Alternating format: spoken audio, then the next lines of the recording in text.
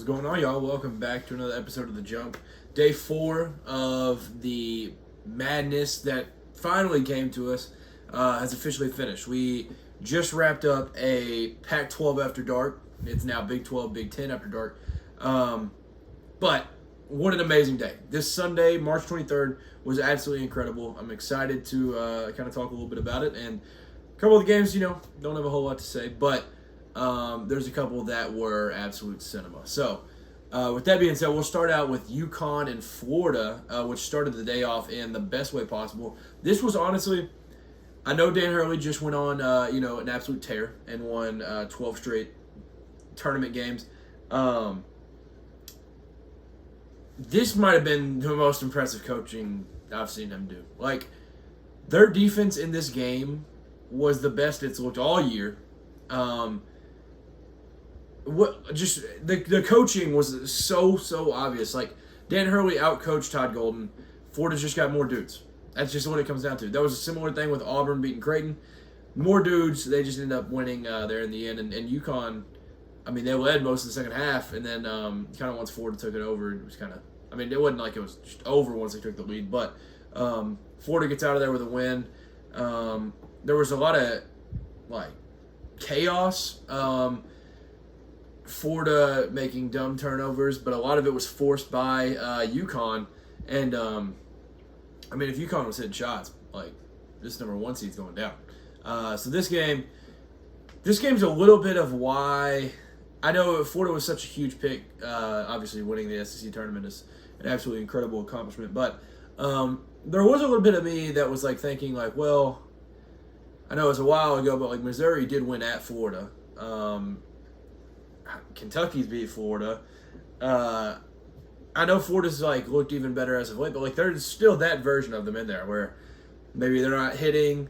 The offense gets stagnant, and that was this game. The offense just wasn't great. That was kind of the story of it. But Dan Hurley, what an incredible coaching job. I wish he could have just had a good coaching job and left it at that.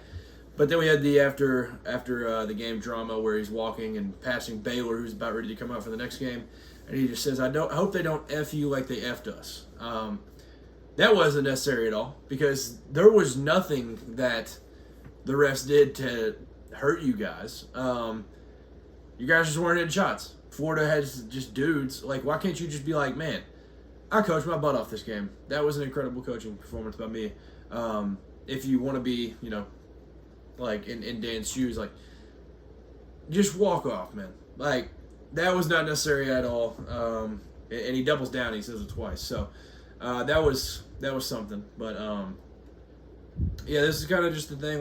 Once Florida took over, it felt like there was just all these little things that UConn just couldn't do. One example being the tipped around free throw miss. I think it was Condon at the line. It might have been Houck.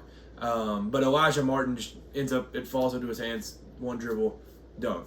And that's kind of what it felt like. Once Florida took the lead, there was these little things they just couldn't mess up. But yeah, an incredible game, amazing way to start the day, and it was a blast. Then we go into Baylor and Duke, the Jeremy Roach game. This was obviously a lot of it was talked about with Jeremy Roach during it. 4 years at Duke, what an incredible career.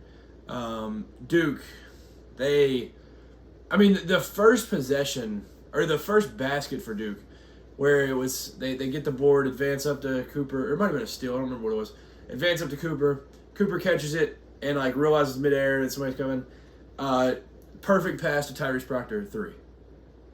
When that happened, I was they're just not losing another game. Those type of plays, the awareness of, obviously Cooper is an absolutely incredible player.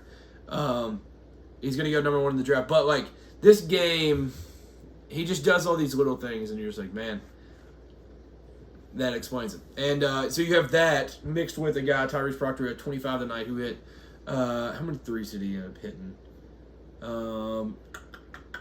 Tyrese Proctor hit 7 threes. I did see it was the first time a player had 5+ threes in back-to-back NCAA tournament games since John Shire. So that was an awesome stat. You get to have a little bragging on your coach and stuff. So that was cool. For these Baylor guys, like a lot of these guys, it's kind of the end of their career. Jeremy Roach, Norchad Omier, but they battled early, and then Duke, it's just, yeah. Now people were kind of seeing like what this Duke team is. Everybody's like, dang, dude, they just keep bringing in just troops off the bench. Like everybody's good. Everybody is just elite. So, yeah, they're a wagon. They are an absolute wagon. Not a whole lot else to say about that one. I don't think I'm really forgetting anything. Like, they just kind of dominated that game. Won both halves, and we're up 17 at halftime and kind of cruised. Spencer Hubbard got in. He didn't end up scoring this game, though, sadly. So, golly, dude. Yeah, I know like some of them were walk-ons, but if you just look at the list of who played, bro, golly. But, yeah, what an amazing game. 33-3 on the year now, so Duke continues to roll. Alabama St. Mary's, this was a boring game to me, at least. I don't know if it was to you guys watching, but St. Mary's just couldn't hit shots. That was kind of the summary of the game, and it didn't necessarily feel like last year's game, in my opinion, but yeah, where'd they end up going? Yeah, they shot 21% from three. They were 3 for 14, 24 for 70 from the field. Yeah, if you would have told me it was worse than that, I would believe you. That was 34%. Like, it felt way worse. They just couldn't make anything. That was like, there'd be reversal, wide open three, brick. Like, that was the story of the game. And, I mean, nobody for Alabama necessarily stood out for me. They kind of just had a solid game all over. It was nice to see Grant Nelson play like a full game back to normal. So that was sweet. And, yeah, that was kind of whatever. It was just a boring game to me. Bama rolls, and I think they've made 3 straight Sweet 16s now. So, shout out to Nate Oates. Michigan State, they did the thing that they always do, down 2 at half. Perfect spot. They end up winning. Second half, they win 71-63, and they just continue to roll. Now they've got a great matchup in Ole Miss, 2 elite coaches in that one. Jaden Akins, I think I've said for a while now, he's the best player. I know Jace Richardson more of the highlight, like, step up. But, yeah, Jaden Akins is just incredible. And Nelly Jr. Joseph and Donovan Dent, they both played great games. And I don't know, Donovan Dent's just a junior, right? Yeah, junior. So I think Nelly Jr. Joseph, I think that's it for him. What a run. But, yeah, Donovan Dent's got a heck of a career already behind him, and probably a great season next year as long as he stays in college. Ole Miss, Iowa State. This was I think the score was like 15-8, and Ole Miss went on a 20-2 run, and they never looked back. And this is a defensive-minded Iowa State team, and Ole Miss put up 91 points on them. What a game. It was absolutely insane. It was just like Iowa State just couldn't stop them. Like, they didn't play terrible offensively. The Cyclones didn't. It was just there was no stopping them. Like, they scored 78. Probably, obviously could score more, but this was really just Ole Miss being able to take over this game, and it was incredible to watch. Colorado State, Maryland, Nick Clifford, an incredible game. Nico Medved is an incredible coach. They were in this the whole time. They were up 7.5. And this game, I mean, Medved, I would imagine he's going to end up being signed to Minnesota by the time you all are seeing this. But yeah, this game was absolutely incredible. And then there at the end, you have the Jalen Lake that hit the shot for Jalen Lake hits that 3 to get the lead. And then Derek Queen is the man of the hour that hits the buzzer beater. And it's sad because I saw John Fanta put this out. It's so sad that we have been praying for madness, praying for buzzer beaters, and we finally get the first one, and the immediate thing is all the Twitter trolls go on Twitter and they're like, hey, walk. I don't really know if it was or not. It was hard to tell when he technically gathered it or whatever. I know there's not a gather dribble in college, but it's all... Like, if it's against your team, all you're ever going to see is a walk. And then it could be one of those situations where, I mean, you can't review the walk. So if that ref calls that live, there's going to be an outrage. So, yeah, it was an incredible shot. It was a super tough shot. And yeah, we got a buzzer beater finally. So we got the madness slowly creeping in late last night, and then yeah, Maryland and the Crab Five continued moving on with an incredible shot from Derek Queen. The Pac-12 After Dark game. This was Caleb Love wanting another shot at Duke. They played back in, what was it, November, I guess. Duke in McHale, and Duke just dominated. And yeah, Caleb Love, now he wants another shot. And Caleb Love, well-known guy that, ended Coach K's career. Now he's got a chance to beat, in my opinion, this is probably, honestly, I'm young, so I know some of the 2000s Duke teams were crazy. This is the best Duke team I've ever seen. I think I'm just being completely honest. This is the best Duke team I've ever seen. Yeah, now he's got a chance to do that. So he can take out Coach K in his career and beat arguably the best Duke team in my life. So we'll see. That was kind of the story of this game. It was Caleb Love just taking over. Ends up hitting 5 threes, 5 for 7 from 3. Yeah, 29 points, 9 rebounds, 4 assists. He was just playing with all heart. And then Arizona wins 87-83, but this one was a little nerve-wracking late. Not that it was necessarily blown, but it was just every tip ball, it felt like, was going to Oregon, and they were the right call. Yeah, when it was 80-73, I thought it was over. I was like 2 minutes left. This one's wraps, and then yeah, it got close there late. But Oregon, like I said in the last video, Dana Altman is an absolutely incredible coach. Oregon gave them all they could handle. Jackson Chelstad played great.